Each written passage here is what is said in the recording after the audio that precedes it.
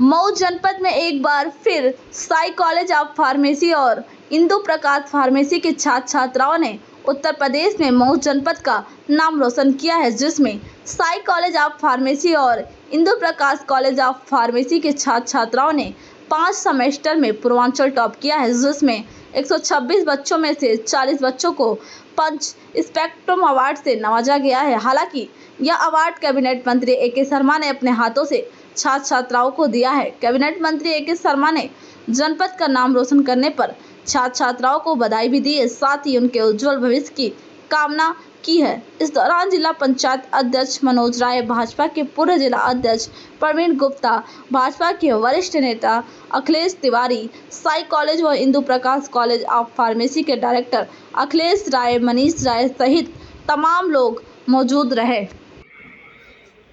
शिक्षकगण, विद्यार्थीगण और इसके प्रबंधन में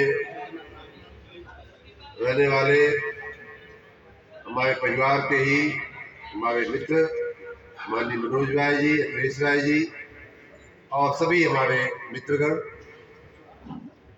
फार्मेसी का नाम मैं जब सुनता हूँ, बच्चों को तो पुरस्कृत करना ही है।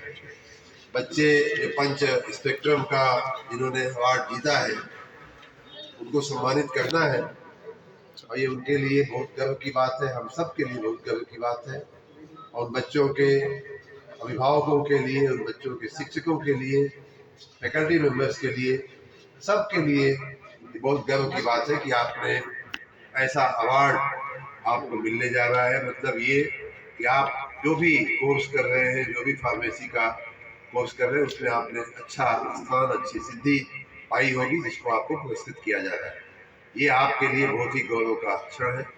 लेकिन मैं इसको इतनी छोटी घटना में यहाँ क्यों आया, तो खाली ये बात सोच करके आया।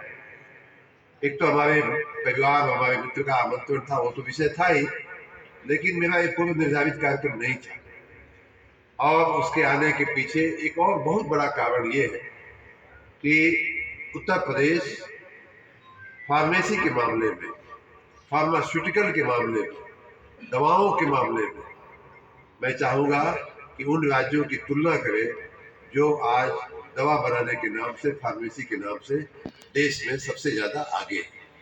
उन्हीं एक राज्य में से आप सबको मालूम होगा, ऐसे एक राज्य में मैंने नौकरी किया है, गुजरात में, जहाँ दवाएं मेरे ख्याल से देश में बनने वाली सभी दवाओं का लगभग 50-60% अकेले गुजरात में बनता है, शायद ज़्यादा बनता है। तो ऐसे एक राज्य में से मैंने अनुभव लिया है और नौकरी किया है। और गुजरात की फार्मास्यूटिकल इंडस्ट्री जिसको कहते हैं, या फार्मेसी का पूरा उद्योग जिसको कहते हैं, या फार्मेसी की पूरी एक वहाँ विधा या कल्चर जिसको कह सकते हैं, वो इसलिए शुरू हुई कि कुछ 50-60-70 साल पहले गुजरात के कुछ नेताओं ने, कुछ अग्रणियों ने, कुछ विचारकों ने, कुछ इंटेलेक्चुअल्स ने वहाँ अहमदाबाद में 1-2 फार्मेसी की संस्थाएं खड़ी की।